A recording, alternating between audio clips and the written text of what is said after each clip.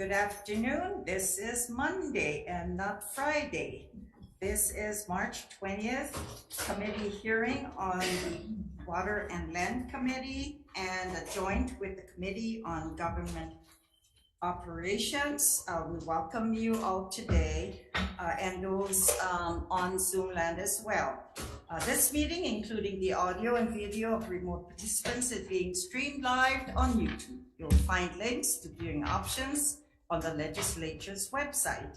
For Zoom participants, testifier audio is muted, video disabled until shortly before it is your turn to testify, and your limit per testifier is a minute.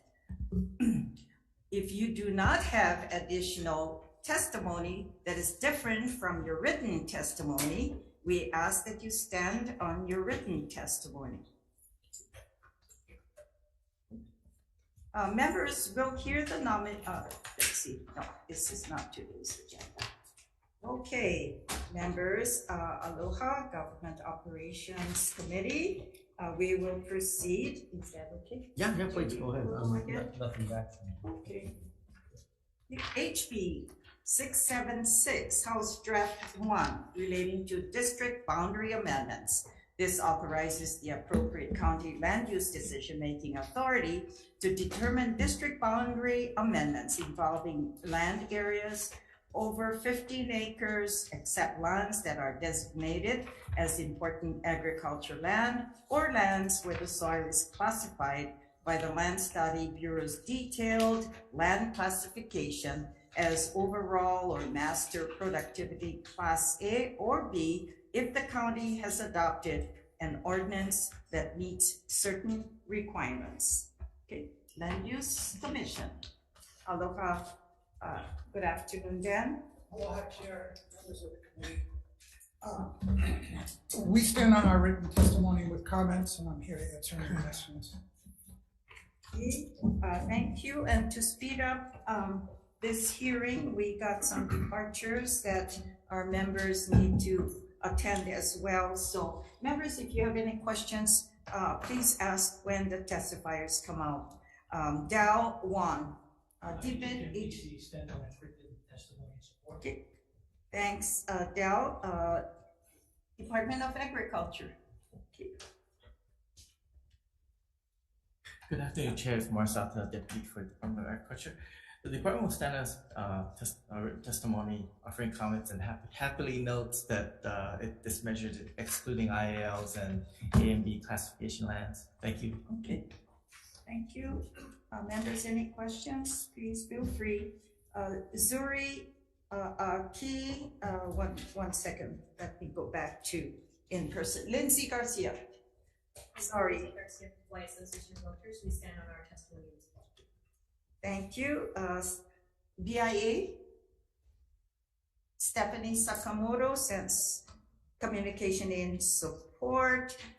We do have Henry Curtis in Zoom. Are you there, Henry? Life of the Land. Not present on Zoom, Chair. Okay, sends communication in opposition. Keani Rollins Fernandez. Are you on Zoom? Not present on Zoom, Chair. Thank you. IT Bianca Isaki. Also not present on Zoom. Okay, both in opposition as well. Members, we did receive several communications in addition to the ones we have already identified. There was three additional in support, in opposition,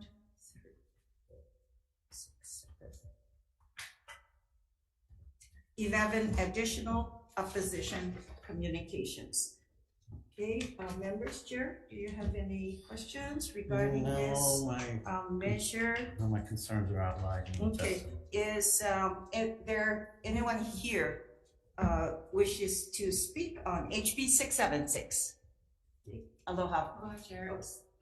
Sorry. Aloha, Chairs. No, my apologies. Nani Medeiros, Office of the Governor, Chief Housing Officer. Apologies for not submitting written testimony in time. Wanted to express our support for the measure. Also wanted to clarify that our housing efforts range from housing that addresses homelessness to very low income to affordable to workforce housing. Thank you.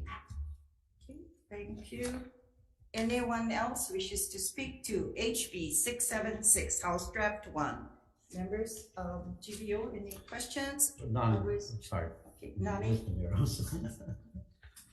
Did you see the testimony that the Sierra Club put in on the measure? I did. And so far, and then what do you think about their proposed amendments in providing the LUC with reasonably enhanced enforcement authority to ensure that the developer follows through on their commitments made when they get the district boundary amendment?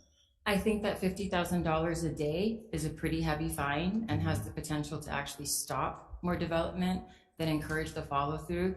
I would appreciate some more further conversations actually between the LUC and the developers to actually understand why those projects have not been followed through upon in the very general conversations that I have had myself with LUC staff since taking this job.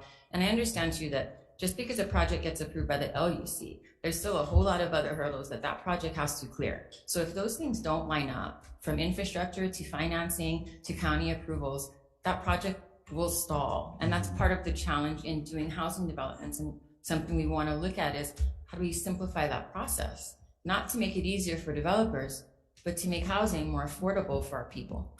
Well, then let me ask you this. I mean, if that's the case, but you have to go through county permitting, and a lot of the times the permitting doesn't pan out on the county level with some of these developments.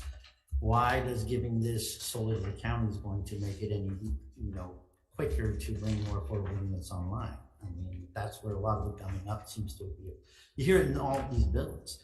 County permitting, county SMA, county in this, but yet how does this get us any closer insofar as that goes? The county process is not a contested case process. So that in and of itself can provide for a process that does not take two or more years. And I'm not saying that every project takes 2 or more years, but a contested case hearing versus the county council approval through hearings, through public testimony, that's a shortened time frame in my opinion. I think you are correct in that they have some challenges at the permitting and planning levels that have to do with perhaps staff shortages, perhaps modernization of their equipment and their processes. And the state would want to look at assisting, the governor's office would want to look at assisting counties in improving those situations as also part of the solution. It's not just a vacuum of give the LUC more, give the counties more authority and don't do anything to help their capacity issues to operationalize that. Thank you, Yeah, Chair. I have a question as well, Nani. Previously, we've heard on other measures regarding the boundary amendments currently. This measure says that anything over the 15 acres, then the county has to adopt by ordinance, but it's an open-ended. Previously, we've heard discussions about allowing either over the 15 acres, I think we debated 100 acres, and then we dropped, I think, our last bill to 50 acres. And I assume, if I'm not correct, that this would be in perpetuity, right?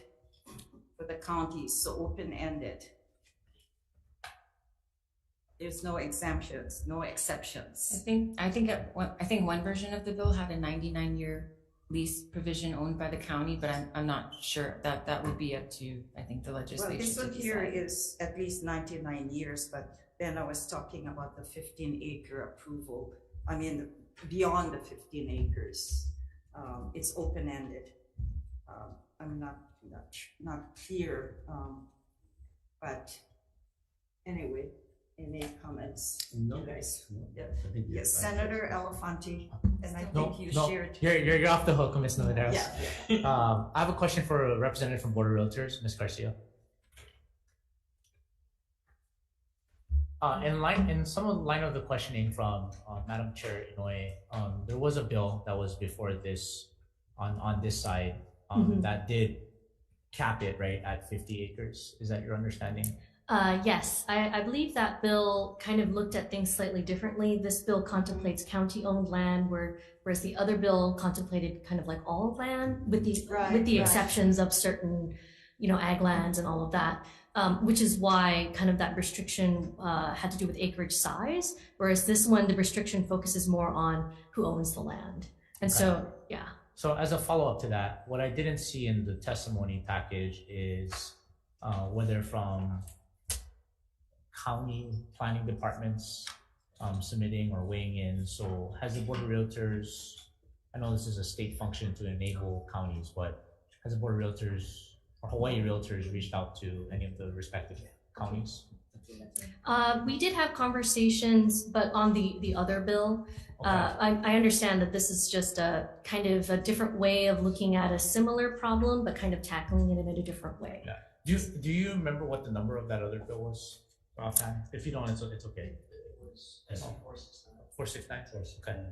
Thank you. That's all the questions I have for Ms. Garcia. Thank you. Thank you very much. Any further comments? Yes, Senator Favela. Governor, Nani?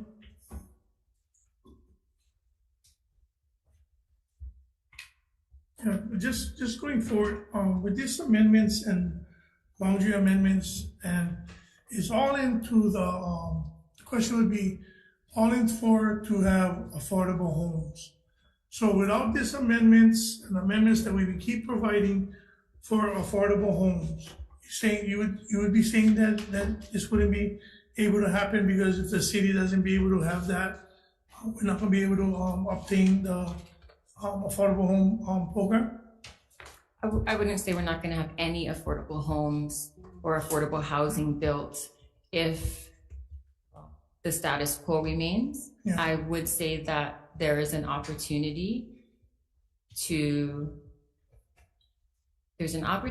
change the current process and the process that has been in existence, I think, since its inception, to try and figure out if we can not only deliver more homes faster, but if by reducing the time frame of approvals from, say, 2 years to 1 year, we can also reduce then the cost of housing, because that 2 years will add significant cost onto the for sale purchase price or the rental price. That will get passed right through to our local buyer or our local renter. If we can shave off thousands of dollars of that house for our local people, we'd like to consider doing it. And to that end, Senator, it could be a pilot. It could be a temporary amount of years that this is tried, and we can see if it makes a difference or if it doesn't. The only reason I bring this up is because the problem is not against the process. The problem is the city and county Department of Planning and Permitting. They've been, and has nothing to do with us, but having this problem with them, regardless of the streamlining and all of that, I'm just worried of certain things that is going to be exempt or amended going forward in the whole savior of building quicker and affordable homes for our families, because we all want that. But I don't think the problem in the developers or anybody trying to get forward in building anything is because the permitting process right now, even right now, hotels in the community that I'm in, they've been waiting 3 years. So even if they streamline certain things and affordable housing projects and everything, the problem is still not fixed in the Department of Planning and Permitting. So we will make all of these boundaries and these amendments that we can to help the city or do the city's bidding, but then at the end of the day, we still have a problem with DPP. Unless we can fix that first, I really think having this all set up and ready to go, it's not really going to help the bidding process, and it's totally going to bypass the Department of Planning and Permitting. Yeah, do you think you have any solutions to how we can bypass the problem as DPP? I mean, are you guys talking with the mayor? I think it's kind of a different issue. Because I know the governor and the mayor is talking, right, about trying to streamline certain things. Are you thinking that they can try to work with each other and try to fix something in the Department of Planning and Permitting? Because I don't hear nothing going forward. So I would agree with Chair. It's a bit of it's a different issue, but I can Yeah. certainly share what we're doing. And we were Can you following. summarize? Yeah, we're There- gonna lose some members Sure. pretty soon. There was a bill that was going through the legislature to actually create a pilot state DPP agency that would approve state projects, which we were supporting. I believe it died last week. We are examining ways within our housing emergency proclamation that's going to be coming forward on if we can create a separate process. And real quick, it's because, as you said, DPP is so broken, the problems are deep. We want to help them. Can we solve those problems with the EP in 2 months? No. So can we create a separate process from scratch? If that proves to be more efficient and more effective, maybe that can help counties, including the city. We can work with them on how to improve their systems, not only through capacity, but efficiencies and modernization. Yeah, that bill, the state planning and permitting was a great bill. I want to thank Senator Fivella for putting it on, sorry. Okay. I got the Thank comments you. from you guys, and that's the reason why we did it for Ed Sniffen and school, so Thank you. thank you, Good Chair. comments. Certain Good. contents. All right, okay, members, with hearing HB 676, chairs, let's go to decision-making on this measure, HB 676, House Draft 1. Yeah.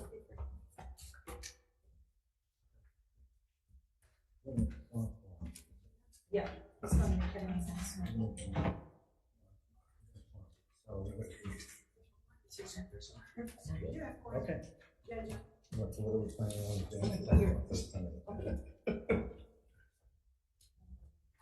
We're gonna just add amendments. Okay, rather than LEC amendments. Okay. Can we put a new defective date in it too?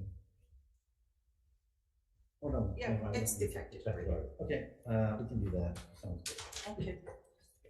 All right, Chair's recommendation on HB 676, House Draft 1 relating to district boundary amendments. And we'll pass with the amendments, will require that at least 75% of the housing units under this measure be set aside for persons at or below 100% of the area medium income level, in place of the requirement of 50% of housing units for persons at or below 140% of the area medium income level. Any discussions? Okay, hearing none. Vice Chair? Yeah, Yes. brief remarks. Senator Elefante. Thank you, Madam Chair. Support of your recommendation, however, with reservations. One thing missing from this conversation is the county planning departments. And then I did research that other companion which you introduced, that Senate bill. Unfortunately, it's dead this session, and I do like the idea of having a cap to start off. And I know I don't see that in your recommendation, but I'm supportive of the concept of wanting to do more affordable housing, but would have liked to prefer a cap. Thank you. Okay.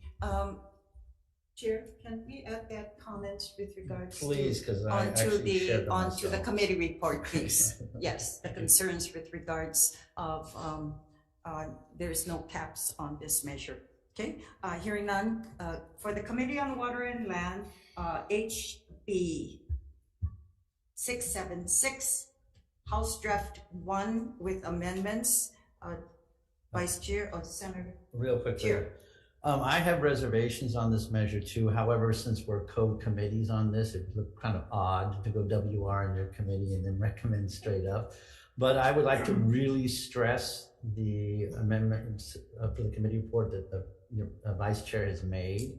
And so while I am going up, it's very 100%. Let's just put it there. Sure. Okay, thank you.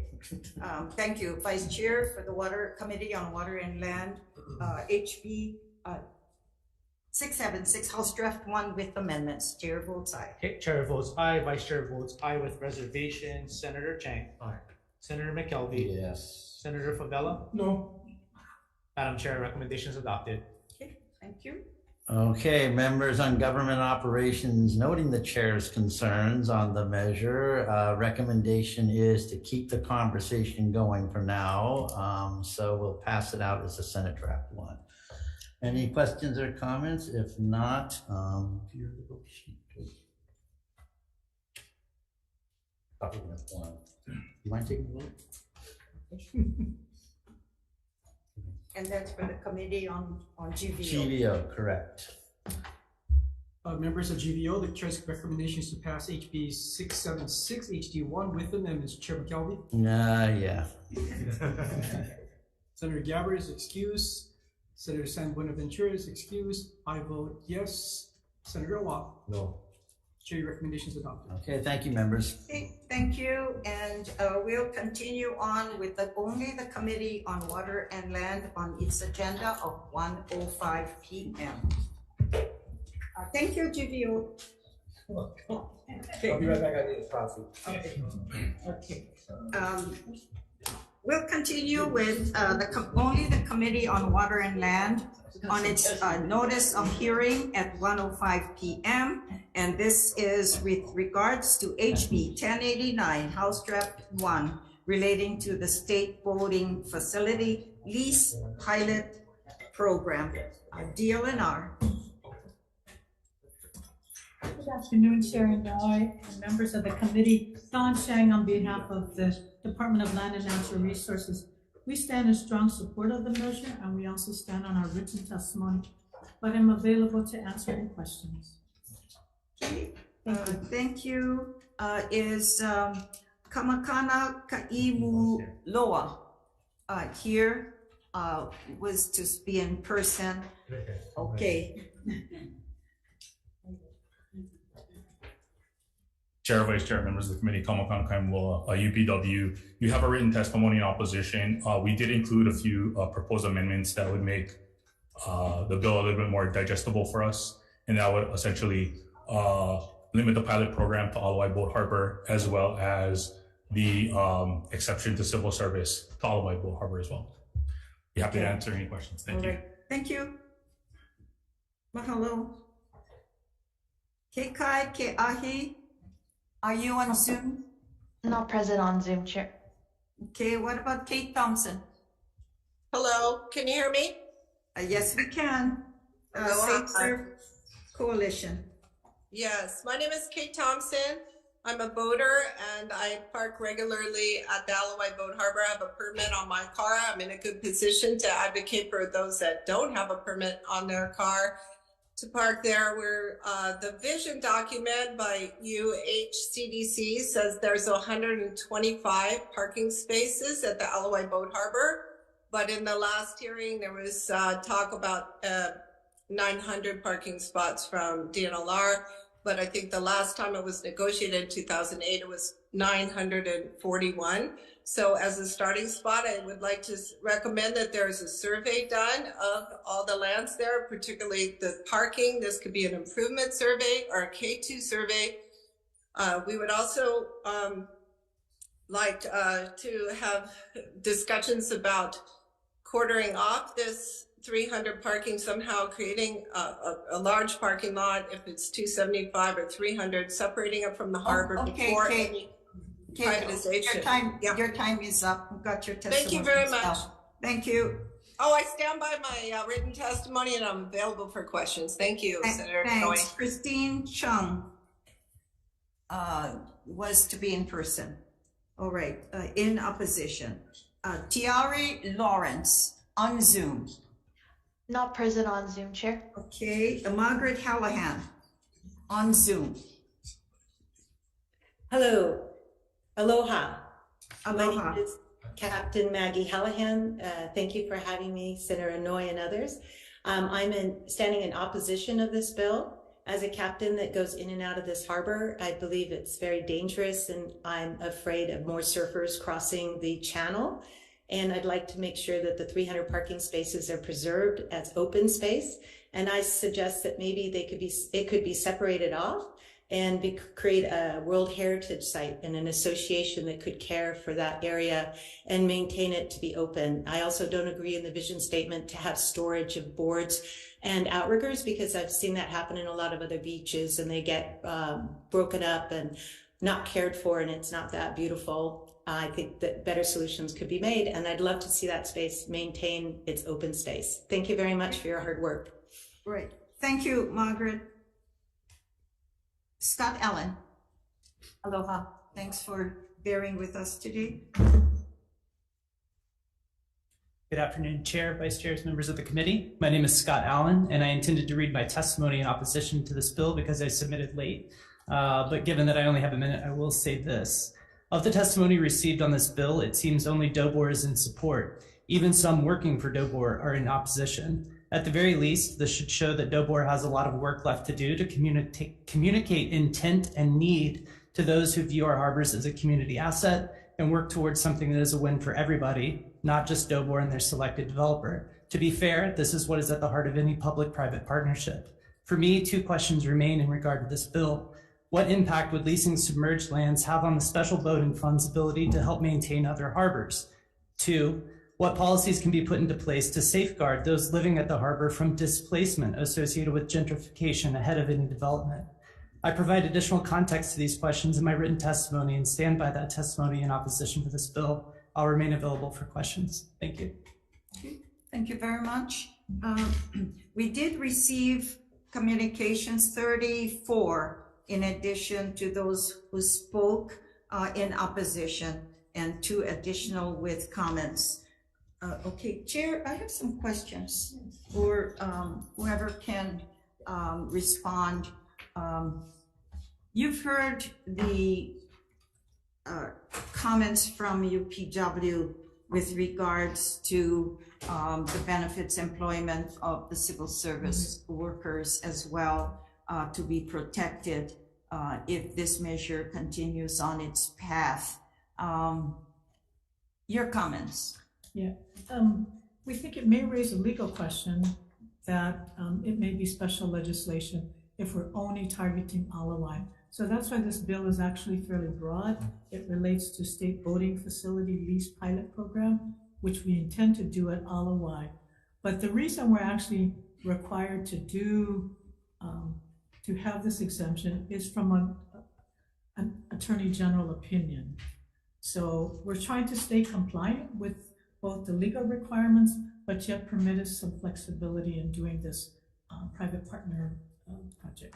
So, well, that's kind of interesting because we've had other occasions in the past when we had to relocate businesses such as, and I remember when I was here in my first 10 years, when we had to relocate our, I think it was at the Aloha Tower, when we moved, I think it was HTDC or one of them, and we merged into the convention center. Yes. And so I remember that conversation because we would not have passed it if there weren't any exemptions, and that the employees be retained. And so the ones that went to the convention center as well, and I think there were some that had to do with the HVB, but they were allowed to carry over. Yeah, and in this case, these aren't going to be continuing positions, they're new positions to manage. Okay. Right? Okay. Now, does this bill address the submerged lands issues at the small boat harbor? Megan Stats, it's just an administrator for the Division of Boating and Ocean Recreation. Yes, I believe it does, and that's the portion that we would need in order to do the entire lease. Okay, okay. Now, because we've had, discussions with regards to the plans for the small boat harbor and the RFP, and that has already gone to BLNR. This one doesn't, right? This one hasn't gone before the board because we need to pass this measure first. Correct. Yes. Yes. Okay. It's not.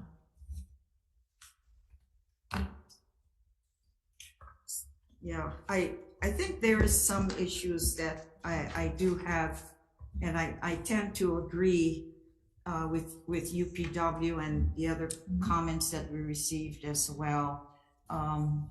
Okay, members, any further questions with regards to this facility? Senator Favela. Are we eliminating or adding parking? What is? Currently, we're not making any changes to parking.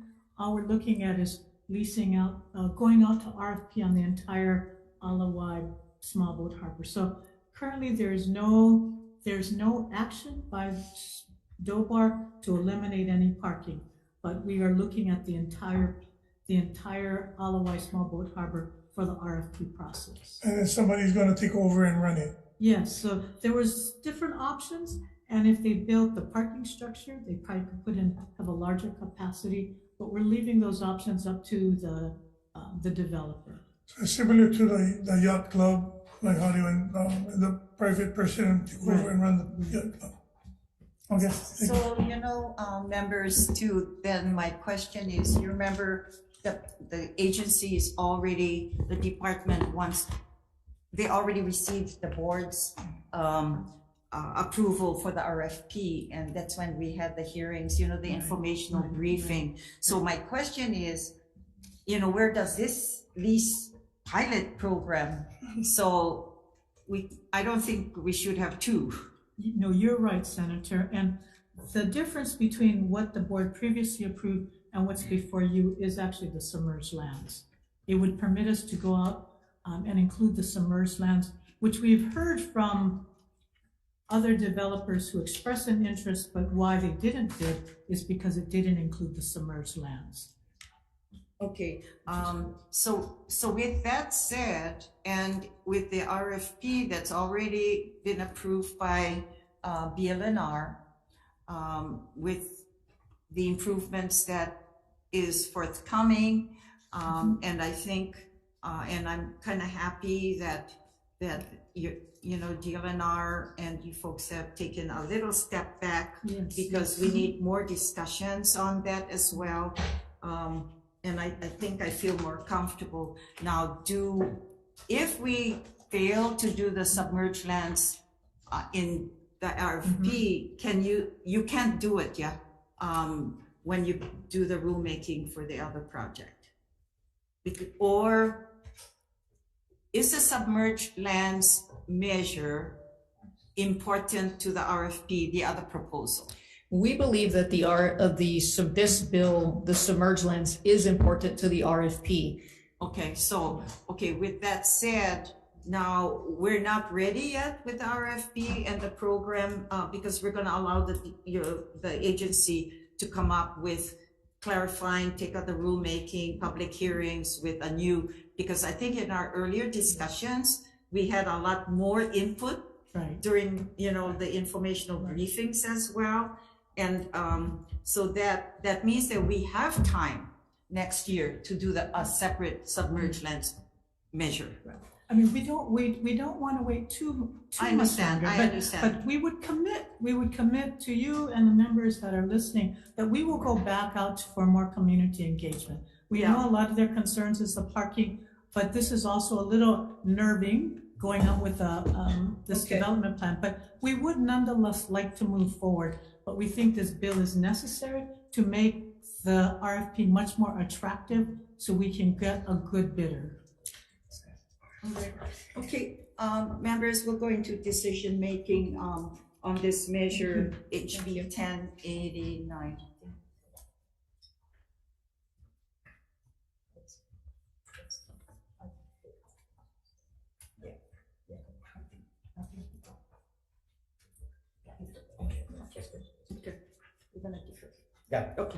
Okay.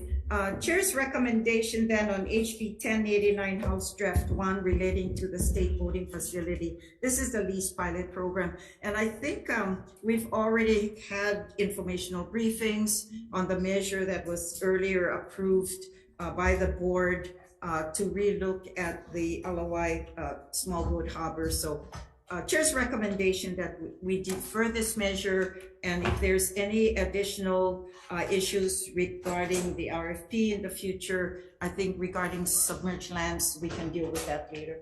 Okay, all right, this concludes the Water and Land Committee, and some of you already have hearings going on or meetings.